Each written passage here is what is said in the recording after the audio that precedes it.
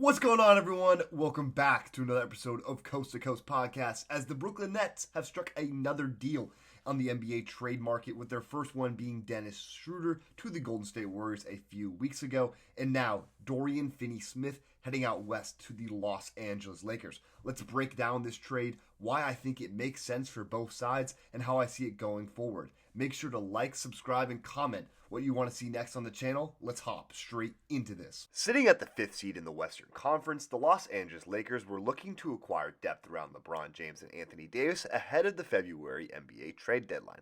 Therefore, they set their targets on the premier 3-and-D wing out of Brooklyn, acquiring Dorian Finney-Smith alongside guard Shake Milton, who would help provide more depth at the guard position, as they've seen poor production from guards D'Angelo Russell and Gabe Vincent. In order to complete the deal, the Lakers sent guard D'Angelo Russell on his expiring contract alongside 2023 second-round pick Maxwell Lewis to the Brooklyn Nets, alongside 3 second-round draft picks in the years 2027, 2030, and 2031, all coming from the Lakers. Okay, so let's break down this trade for the main reason everyone clicked on this video.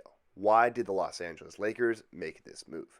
Point number one, they lack really any quality forward depth. Outside of Rui Hachimura behind LeBron James, there's no consistent forward on this roster that has proven to be a rotational piece.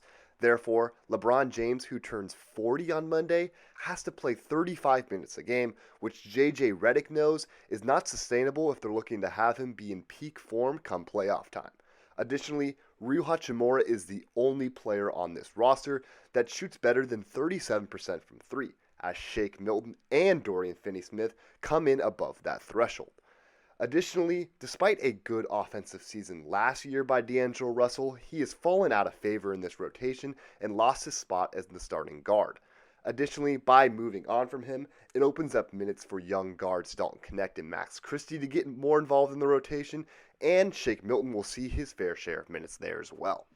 Now let's flip over to the other side of this deal. Why does it make sense for the Brooklyn Nets? Well, it looks kind of exactly like the trade they made for Dennis Schroeder with the Warriors, as an expiring contract centered around some draft capital, with the expiring contract in this case not being D'Anthony Melton, who won't even play the rest of the year, but D'Angelo Russell, who had his best year of his career as a member of the Brooklyn Nets, as back in 2018-19, he had his lone All-Star appearance there. While many have rumored that the Nets might buy out Russell for him to go in the open market, he also could stay on the roster and might see a career resurgence if Brooklyn is able to give him that opportunity that could make him be more of a looked after free agent this coming offseason. However, they also got Maxwell Lewis in the deal, as the 2023 second-round pick was a promising prospect coming out of Pepperdine, and if things go right in Brooklyn, and they could kind of develop into the kind of player that Dorian Finney-Smith is today, as he has that length and the ability to shoot from the outside to be a 3-and-D prospect.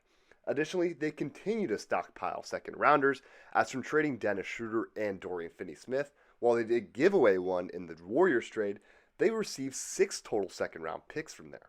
Now, looking forward for the Nets, it's obvious that Cam Johnson's going to get moved ahead of the deadline, as there's no doubt that when it comes to bringing back assets in that deal, Cam Johnson's going to be the one that brings back the most, as I'd expect at least one first-round pick to come back in that deal, if not, first-round pick with some other second-round picks. So at the end of the day, both teams kind of walked away with what they wanted in this deal. The Nets were able to acquire 3 second-round draft picks and an expiring contract who either is going to come off the books and not ever return to Brooklyn, or D'Angelo Russell could carve a rollout and maybe be part of this team going forward.